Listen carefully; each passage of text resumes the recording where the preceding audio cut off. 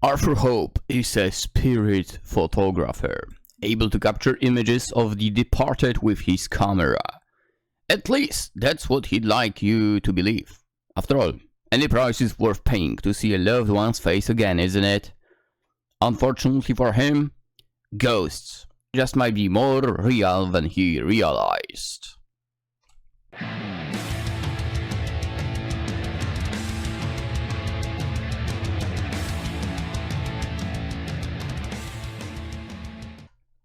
Hello and welcome, Lynx here, and today we are going to play Portrait of a Ghost by ENDYSIS, who, well, from my not very deep dive yet into the itch.io profile, but at least looking at the thumbnails of other games, seems to be doing quite a dark themed games. And this is the most recent one, which I found yesterday on itch.io, link in description as per usual, of course, and also main character shares my first name, so let's go. Let's go. No, quite literally, let's begin. Also, I'm still sick, just in case you don't realize, yeah. So there might be like cuts in the video. Part 1. How to profit off of grief. Oof. Oof.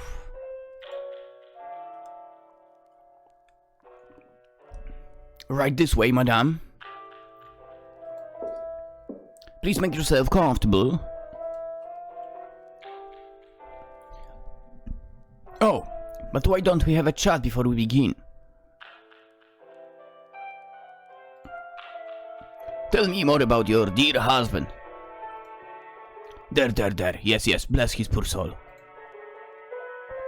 In a modest sitting room with curtains open to the afternoon sun, the widow perched like a shadow in the arms of a plush velvet seat.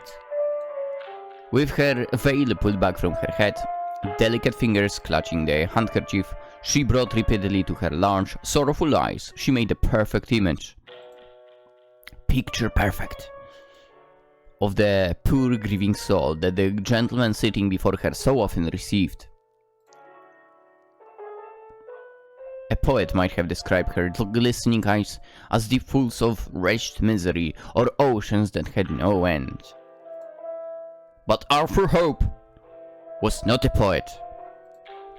His only observation about the woman's face was his hope that she wouldn't burst into tears during the sitting. Arthur made his living off of grief, of course, but dealing with the grieving was a rather tiresome facet of his profession. As the window went on about her poor deceased lover, his gentle and charitable nature, and so on, he carefully prodded her, now and again, about the man's general features, forming an image in his head of how best to shape his next creation. A young man with a lion's mane of long hair, average height, deep-set eyes. I'm sure I have a place matching that description somewhere. It's a good thing I can pull off a wig. But I'm getting ahead of myself. I have a real picture to take first. There are so many things I wish I said to him. There are so many things I wish I said to him. Oh, he told me not to worry, but I'm sure he was a wonderful man. Madame, I'm so sorry once again for your loss. You know, I always tell my clients I can never guarantee when my camera might capture a spirit. But today I feel almost certain he might be in the room with us. Why don't we take your picture now and see for ourselves? Oh yeah, of course. Make yourself at home. I'll be right back.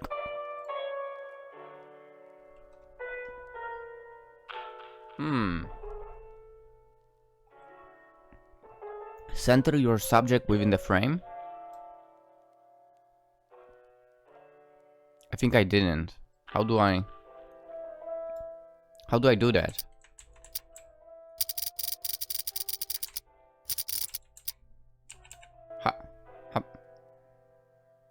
Do you mean Actually, you can't see the mouse cursor. It's like basically an X.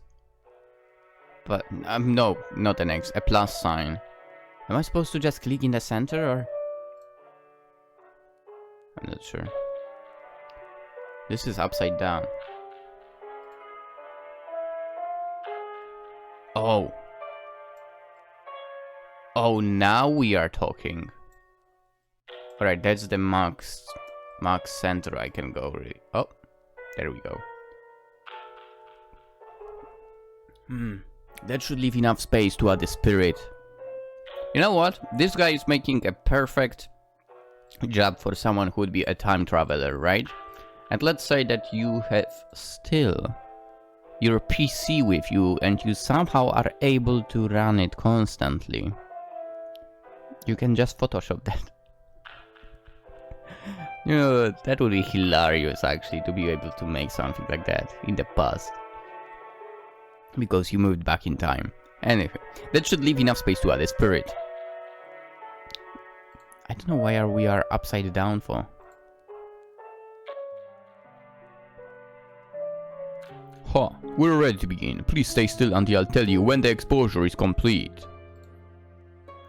Alright. If you're there, my darling, please show yourself, please. Arthur Hope hadn't always been a charlatan.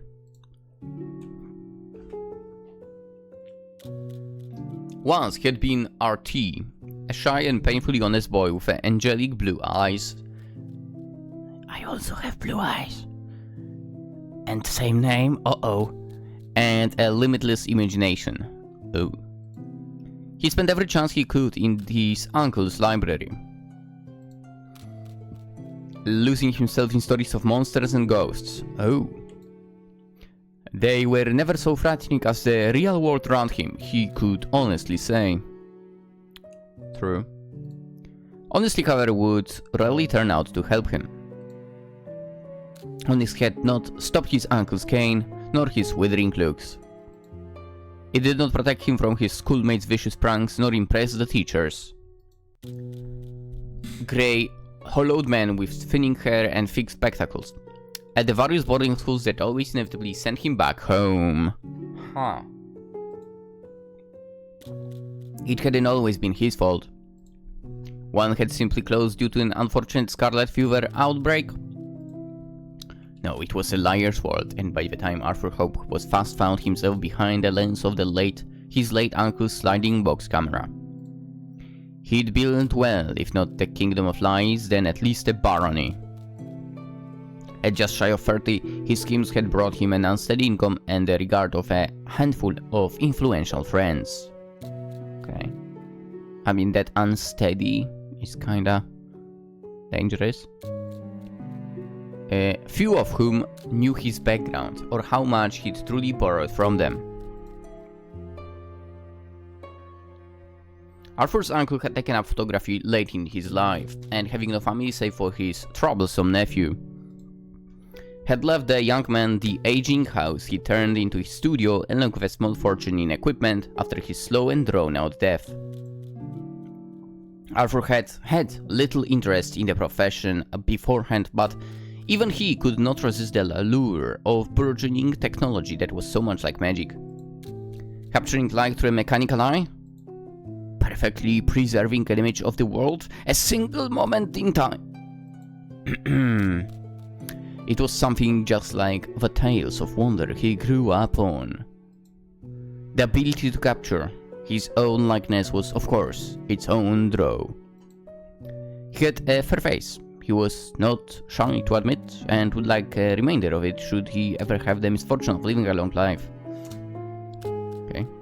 Carefully, he slid the plate holder out from the camera's wooden frame. A pile of discarded glass plates and blurry album and prints sat on the table beside him, the fruits of his earlier attempts. I have a good feeling about this one.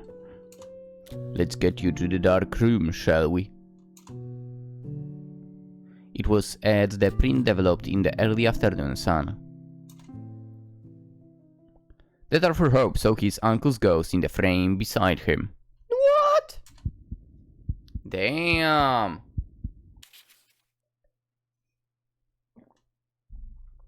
Spirit caught on camera.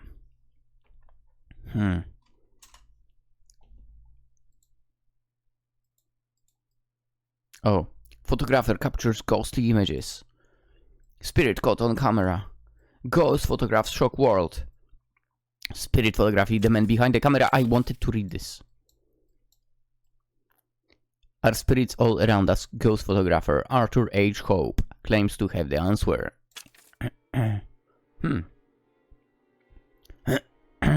It was only after a sleepless night of waiting for a spirit to accost him, then furiously rifling through his uncle's equipment, that he realized he'd made a simple and perfectly ordinary mistake. Photographic plates have to be cleaned very thoroughly to remove any imprint left behind by a previous negative. Arthur, an amateur, had not done so.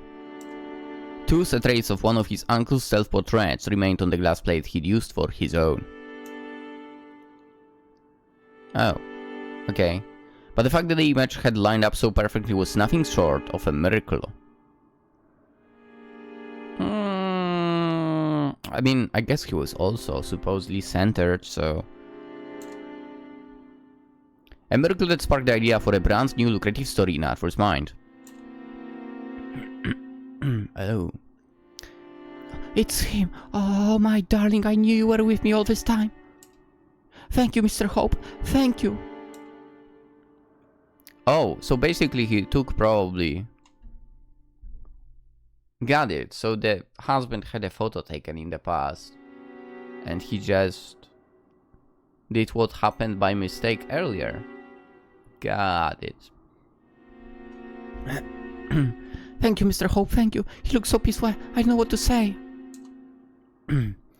Overwhelmed, the widow began to sob. Arthur patted her back gently. You know what? This might be a bit of a scammy business, you could say, but at the same time, I feel like something like that can, in a way, soothe the emotions of the grieving one. So, like, in a way, it's doing a bad thing, but that is giving good results, sort of. I mean, at least she'll be continuing her life in a way, in a peace, kind of. Something like that. It seems to me like that, at least. Well, I can learn more if I make them come back for a scene or two before I give them a spirit, but I felt sorry for her this time. I'm growing soft. Not at all, madam. It brings me joy to know you have a guardian spirit watching you even beyond the grave. I can be at peace now, thanks to you. Please, take this. She handed him a stack of crisp banknotes, far more than the agreed sum.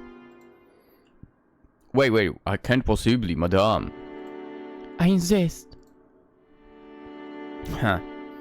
Not a bad use of time after all. Part 2. Portrait of a girl.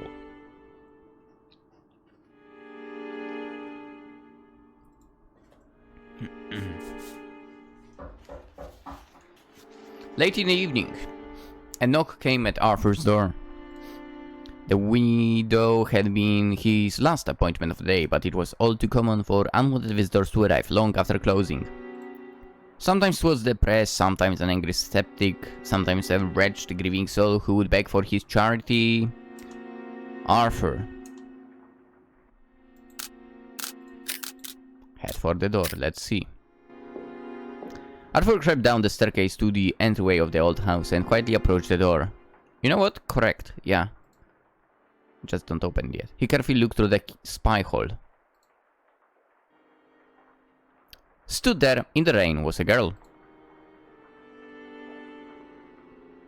She didn't seem to have an umbrella or raincoat. It was a miracle she wasn't drenched, for awfully perhaps she'd arrived by carriage.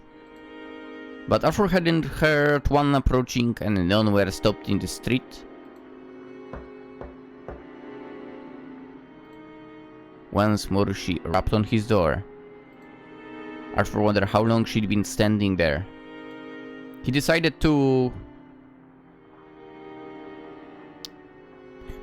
I mean, I can't tell if she's cute or not. That would really be the decider over here. Fine, oh, open the door, let's see. With some hesitation, Arthur swung the door open. Can I help you, miss? She's cute, yes! In the gloom of the rain, lit with only the light coming from the hall, the young woman was surprisingly lovely. She looked about 20, with a face so fair she could have been a porcelain doll, if not for the deep brown eyes that stared so intensely from behind her dark lashes. Locks of her chestnut hair spilled from a bonnet, trimmed with white ribbons and silk roses. Her gown was made of a rich green satin and fine with lace, and looked expensive yet at least a decade out of style. The girl clearly came from money, but it seemed that she or her guardians had dated tastes. Are you the photographer? Her voice was soft but did not betray any nervousness. Her brown eyes stared right at him. Almost, Arthur felt straight through him. Well, yes, but my friends call me Arthur. I don't wish to become your friend, sir. Ugh. But if you're indeed who you say you are, then I require your services. Making demands straight away, eh? Definitely a rich lass, perhaps even highborn. In that case, best to hear her out. What can I do for you, miss? You're the photographer, are you not? I need you to take my picture. I'd be happy to make an appointment with you, miss, but I can't guarantee a spirit will appear. I don't want anyone or anything else in the photograph. I just need my picture taken. A likely story. She wouldn't be the first to ask for a simple, ordinary sitting while secretly hoping for a ghost to appear. Well, I'm fully booked for quite a while, but I'd be happy to arrange a city... You have no one with you now, so why can't you take my picture? Because I'm not in my working hours, maybe? That's all there is to it. Miss, it's late. Lamp light makes for a poor image, and I'd have to wait until daylight to make the print in any case. Might I also emphasize how inappropriate it is for a young lady to call upon a man uninvited after dark? Please! One picture, it's all I ask. Please, I've been waiting for so very long. I should... send her away. I feel like that's a reasonable thing. But fine. Let's see what's gonna happen. Can I at least ask why you need a photography so badly? There's somebody I must send my picture to. Somebody who I haven't seen in a very, very long time. Who needs to see how I look now? How I've changed? There are plenty of other studios that could accommodate you. None of them would open their doors to me. None of them are like you. There truly is nobody in this world like you, sir. Well, if there's anything I can't resist besides a large purse, it's flattery. And let's admit it, that sweet face isn't an easy one to refuse. Being around sobbing fools all day really has turned me soft. Fine, you've convinced me. Please step this way, miss. Edith. Edith Harper. Nice to meet ya. Can I offer you any tea?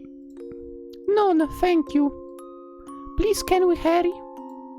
As you wish.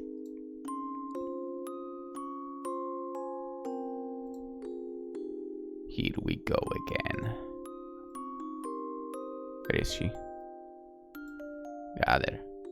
Yeah, it's really dark, man. We'll need more candles. I can't get an image like this. Technology is awfully inconvenient. You could have come by during daylight, you know. Oh, here we go. Where'd she go? What the heck? Oi, where is she? Wait, where did she go?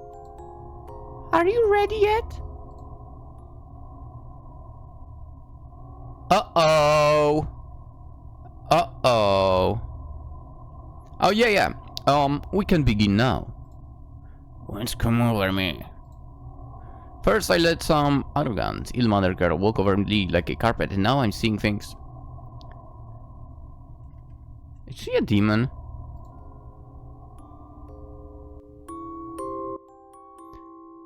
$59, $60. Done. You can move now, miss. That's it? Good. I'll go prepare the plate now. But again, you'll have to come back tomorrow for the print, Miss Harper. I open it. I'll visit you at the same time tomorrow evening. Good night, sir. What?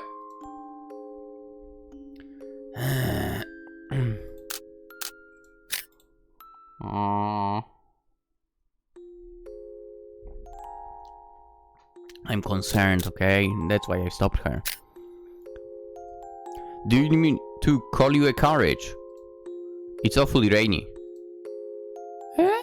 Oh, that's sweet of you, but decorum isn't necessary. You don't have to act concerned for me. She smiled a little sadly, but quickly turned her back and again headed for the doorway. I'll be back soon. Good night. Disregarding his protests, she slipped from the room, through the entryway and out the front door into the rainy night. She didn't even ask to borrow an umbrella. Damn it, I forgot to discuss payment too. Well, hopefully she brings enough with her tomorrow. Now I have to get this plate ready before it dries, but after that, perhaps I'll retire early. I wish I could. It certainly has been an interesting night.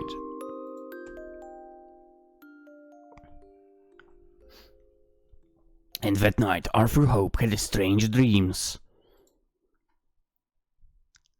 Part 3. Phantoms.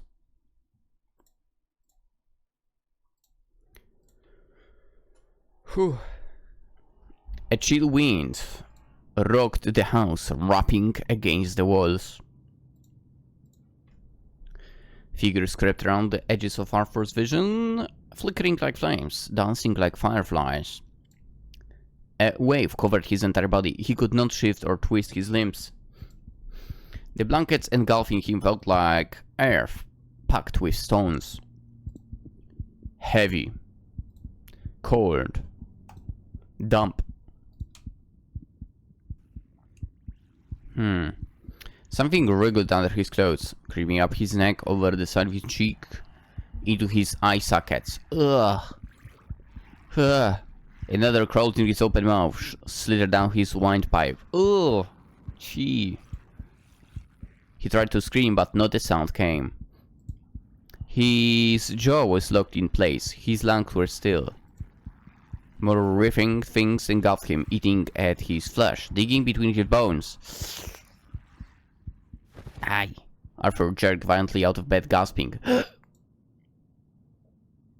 Cold air filled his lungs, bringing him back to the waking world. He rubbed his eyes, then struck a match and lit a candle at the bedside table. The flame danced as he lifted it, gingerly in the dark.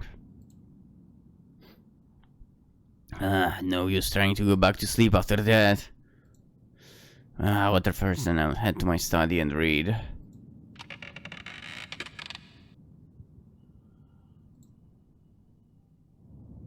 What? Uh-oh. A noise rang out in the dark. Arthur listened.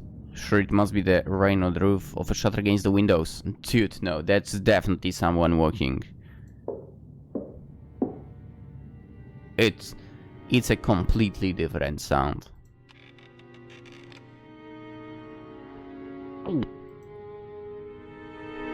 But the sound was too quiet to come from outside. No. It was more like... It's literally someone walking in shoes in the house, and it's annoying! How dare you not take off your shoes, god damn it. Footfalls, the creaking of a floorboard. Good gods, did someone break in while I was asleep? Quietly, Arthur reached beside his bed for the familiar wave of his uncle's cane. Then carefully, cautiously stood up.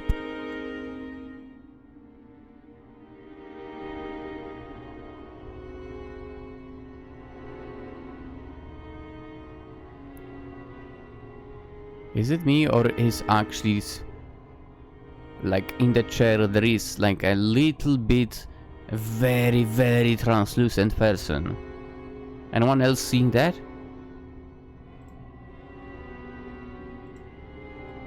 I'm not sure what oh.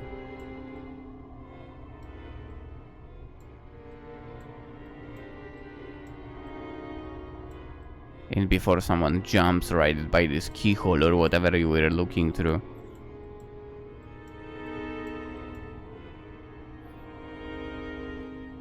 Get a hold of yourself, Art. A burglar is nothing, you've dealt with worse. Did I?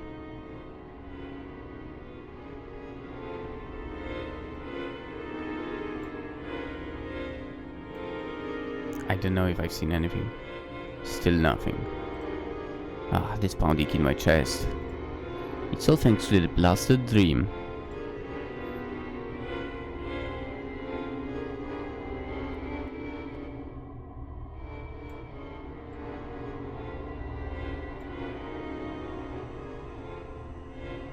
Hello?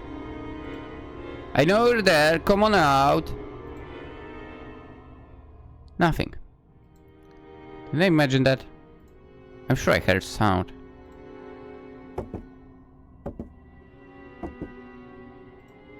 The sound came again, but thicker. Heavier. Clunking on the wooden floorboards. There was like some, as if someone, I don't know, bounced some kind of ball. Arthur continued through the house, heartbeat growing faster, louder, more erratic with every step. His grip never left the hefty weight of the wooden cane. I'll teach you never to lie to me again, boy. I didn't, I swear it. Then who left it out in the rain? This book was worth more than your sorry hide.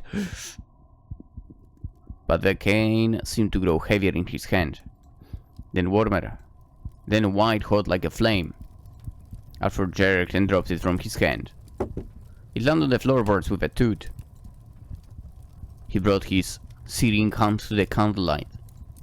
It was burned straight through the bone, leaving ruined melted flesh on his blackened skeleton. What? Fire engulfed his body. His skin melted from his flesh, crisping and charring. He let go of the candle, screaming. The tiny flame caught wood and set it alight. Everything turned to smoke and fire and dust. Arthur tried to run, to scream again, but black smoke filled his lungs. His body felt like it was buried in earth. Hot, burning, earth. Nothing was left of him now but bones and ash. And then there was nothing left at all. Nothing but darkness. Huh? That sound again.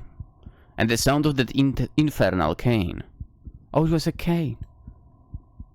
Arthur Hope's remains curled up on the floor, writhing like an insect, uttering pitiable, choking cries that sputtered into rasping gasps. And there, as he lay on the floor in the corner of his eye, blurry, barely visible, like a photographic negative, an after image, a phantom, a figure stood ghostly white.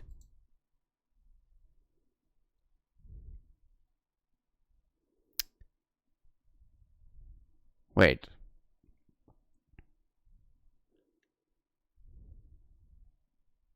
Was it another nightmare of his? Part 4. Portrait of a Ghost. Arthur Hope awoke down his bed. He lay silently, heart still racing as the faint ruby light traced his face. He breathed in and out, slowly until his heartbeat steadied. Then he gingerly sat up and rubbed his eyes. Oh. Okay, so that was another nightmare. I haven't had dreams like that since the old man... well, not in a long time. He fell beside his bed. The familiar terrible wave of that old wooden cane rested in the same spot it always did. A quick look in the mirror as he dressed confirmed that his body and skin remained intact and unburned. And he was none the worse for wear, save for a dark shadow blooming around his eyes.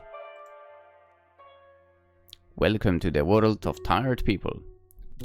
That morning, he skipped his usual perusal of the paper and crept up to his study. Unearthing a pen and ink and an old journal from his drawer instead. Familiar old handwriting and scribbles picked out from the pages. Why am I so shaken up that I'd return to this? It's a shame no one's invented a camera that can capture dreams yet. I mean, it still hasn't happened, so... I suppose then there'd be no need for poets. I don't know if some device like that would be a good thing, to be honest. On the other hand, you probably could make such a good horror stories as well. Especially basically because some people don't remember dreams, right? Yeah. The hours passed by, yet Arthur found himself in such a daze that he could barely focus as he lined up shot after shot and prepared plate after plate. A strange night. Old memories. A strange yet stunning girl. It was late afternoon by the time Arthur realized he'd forgotten to do what the same girl, who so occupied his mind, had asked him of him. Ah, damn it, it's cloudy out, but there should be enough light to get a print. Arthur carefully set the glass plate in the printing frame, secured a sheet of albumen paper against it, then closed the case and set it by the windowsill. Now to let it sit.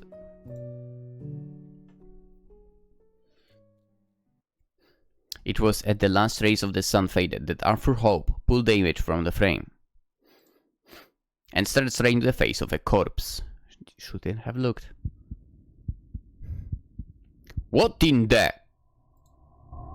The negative looked fine when I put it in. Did I expose it onto the wrong plate? But none of my ghosts look like this. That girl. Edith. She must have tampered with it. Or... But why? Why? What does she want with me? A familiar rapping came at the door. Arthur stared at the doorway with a sick feeling in his chest. No, of course. He didn't. He ignored it. No, I'm gonna be brave. Arthur stormed to the door and flung it open, 1,000 questions accusation on his tongue. Oh, you have a lot to explain, Miss Harper. This isn't... Nobody was there. No girl in green satin. Not a single soul. Arthur gritted his teeth and turned away. Why are you so upset?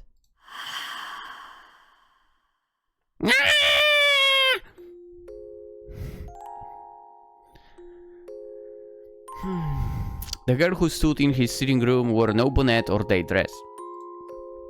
Dirt and soil and damp, dark stains clung to her bare feet and rotted, ruined nightgown.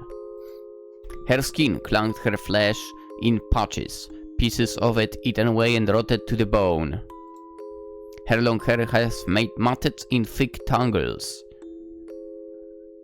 I wonder maybe in his dream he saw how she died. Her eyes were gaping hollows. Someone of your profession certainly startles easily. Miss Harper, what do you want? Wait, this isn't funny. Certainly not. I'd like my photograph, please. What kind of trick is this? You're the ghost photographer, are you not? Isn't that why you agreed to take my picture? You're a ghost. Ugh. You expected me to be among the living? Yeah? Well, perhaps proper introductions are in order. My name is Edith Emmeline Harper. I died in an accident 11 years ago. I'll spare you the details, but in short, I found it rather upsetting that my body still hasn't been discovered. So when I heard about you, I decided to take matters into my own hands. You expect me to believe any of this? Is this new to you? Ha! I thought you were more of the worldly type. See for yourself then. See what? Edith reached out toward him. Arthur jacked back, but the girl did not flinch. She gently lifted a filthy hand to his face.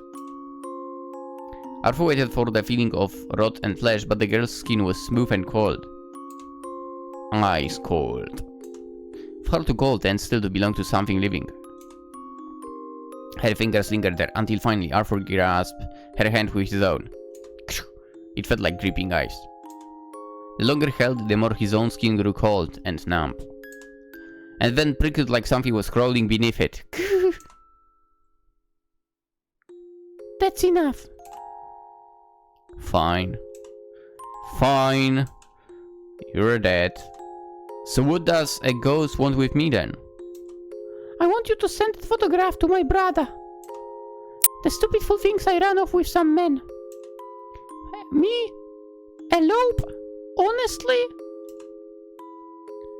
Tell him to look for me near the old chapel where we used to play. Why don't you tell him yourself? Why haunt me? Very few people can see or hear ghosts, Mr. Hope. And of them. Well, let's just say that few murderers end up as professional photographers. What did you say?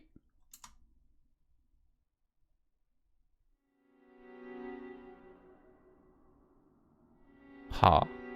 There was only one thing in common between the people who could see or hear me, Mr. Hope. They all killed before. Whoa. Part 5, Memento Vivere. So, our photographer is also a killer? Arthur Hope wasn't always a charlatan. Once he'd been a penniless young man struggling to make an honest living, and often had to supplement his income through other means. When one day a letter arrived for him from his elderly uncle, requesting his assistance around the household due to the old man's ailing health. Young Art packed his few belongings and headed to what he hoped would be a welcome reunion. That hope would quickly be dashed. I never killed anyone. I didn't! I didn't kill him! I didn't mean to. He had half a foot in the grave already, so I did it. Arthur? I just wanted to scare him. He deserved it much.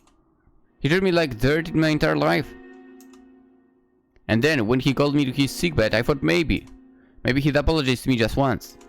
But no! The old man wanted to cut me out of his will. Me, his only flesh and blood. Just to spite me. He knew that I had nothing. He knew that the money was the difference between life and death, but all he wanted was to spit my face at the end. What else could I have done? Stop feeling sorry for yourself. Look at you. You're alive, aren't you? As long as your life you can change. You can claw yourself out from whatever hell you've built. It's only us ghosts who have to be stuck in the past. She's right. Yet you've been haunted all this time, haven't you?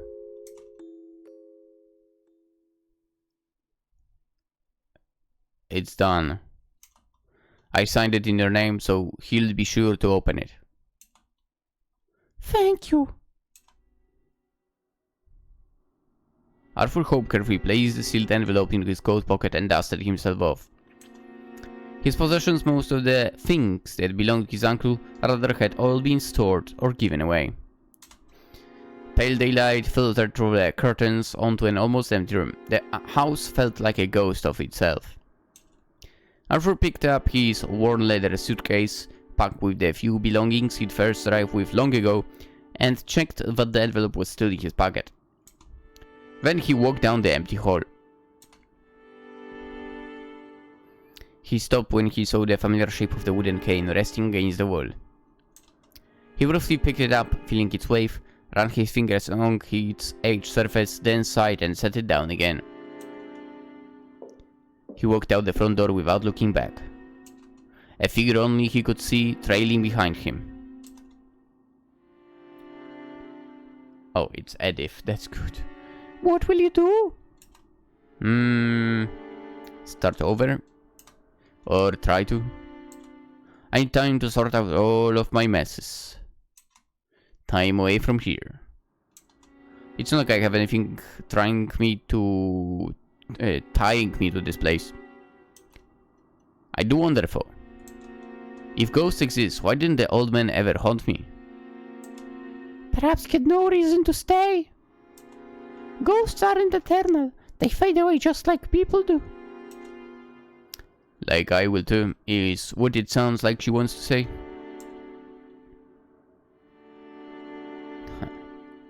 Arthur exited the post office and decided to walk to the harbor. The air was cool and damp. He carefully stepped over puddles left behind from the rain, weaving between passerby. People rushing here and there without any break in their monotone lives. But at least they were alive. What will you do? What I've done for the past decade, I suppose. Wander around, see the sights, watch my brother and my nieces. Wait until I get sick of the living world. Then see what lies beyond. Say, can ghosts travel? Far away from where they died, I mean. I don't know, I can't say I've ever tried. Well.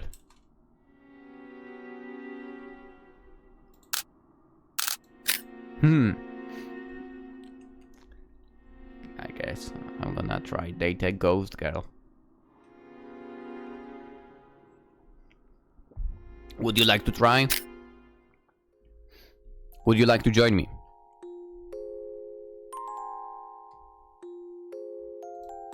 I mean, countless years without anyone talk to sounds awfully dull.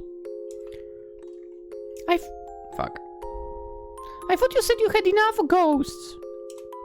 Fake ghosts. Metaphorical ghosts. Not the real thing. Well, I suppose I'd better keep an eye on you. Who knows what trouble you'll drag yourself into. And you're a far better company than some of the serial killers I've met in any case. That's horrifying, okay? And fascinating, in a way. Tell me more. Tell me more. As the ship pulled away from the harbor, Arthur spotted a familiar face among the passengers on deck. Mr. Hope, is that you? Oh, madame, what brings you here? I'm returning home to see my family. I know my dear Samuel wouldn't want me to be all by myself. But what about you? I'm doing some traveling. Just a moment, you have a bit of dust on your shoulder. As the young woman's attention was diverted, Arthur deftly slipped a wad of banknotes into her pocket. I wish you all the best, madam. You as well, Mr. Hope. Take care. Oh yeah, because she paid too much, right? Edith. The girl had stepped away to watch the sea, transfixed on the deep blue that stretched towards the horizon. The sky had cleared and sunlight now sparkled on the crashing waves. Arthur stood beside her quietly and gazed out as the ship slowly sailed away from the shore. If he were a poet, he might have tried to describe the color of the sky or the depths of the waters breaking around them. But he only sighed and felt a little sorry that his sliding box camera hadn't fit in his case. Finn. Arthur H. Hope would pass away from consumption within a decade. Oof. But only after writing a series of beloved mystery novels that featured a street-smart detective and his unusual companion, a ghost!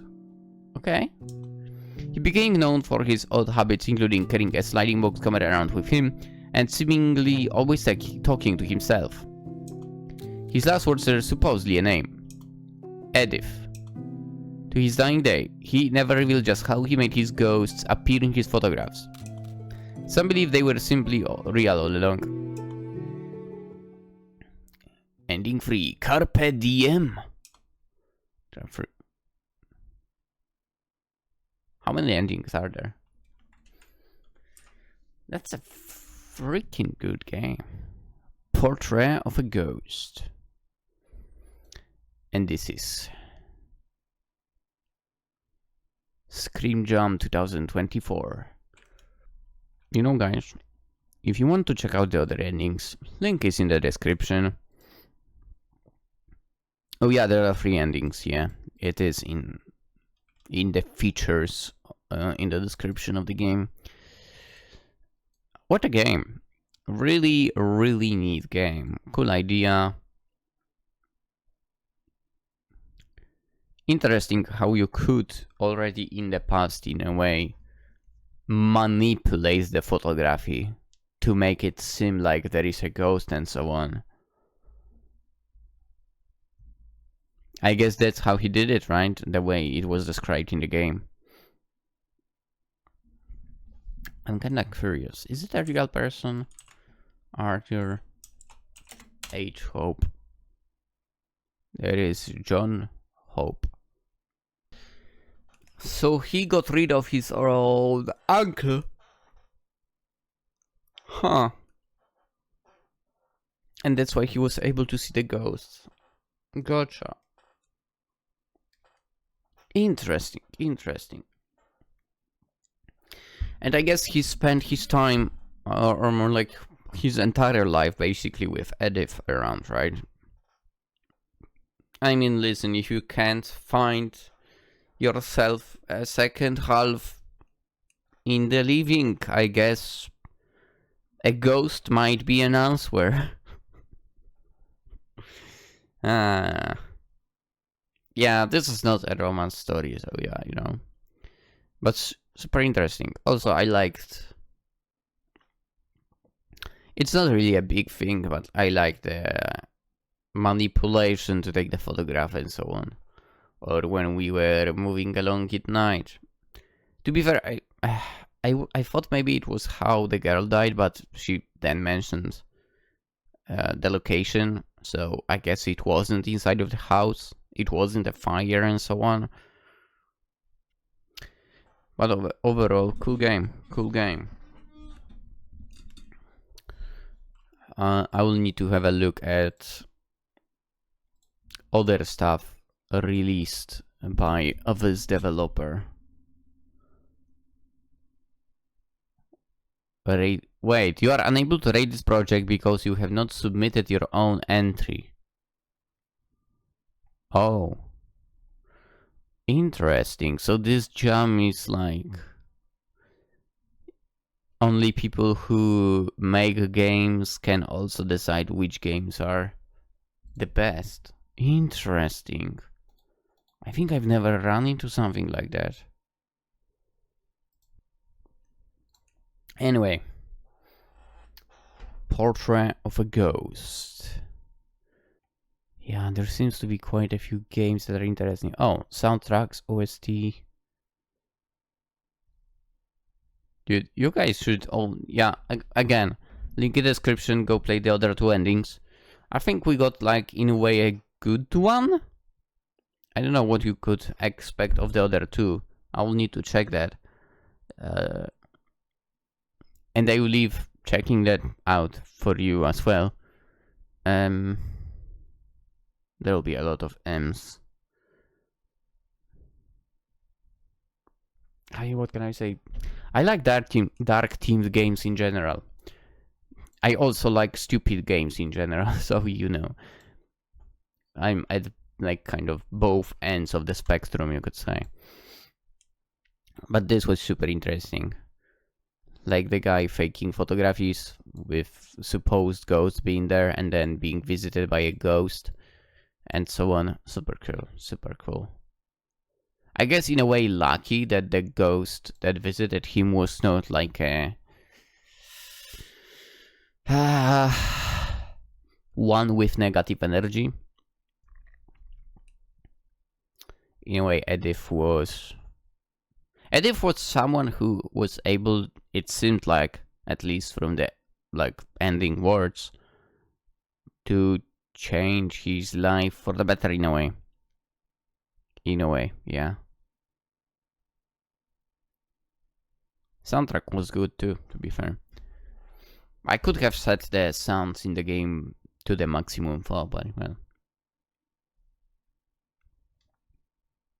it was alright like that. Alright, I think we'll cut it for today. I need to go take some meds and so on again. Gee. And also, I guess, you know what? You guys should check out that Scream Jam as well. I see there are, wow, 568 entries. Dude, don't tell me there are no games to choose from. You go to some jam and you have 500 games. Come on. Go and play something like that, yeah. And then tell me what you played, so I can play that as well.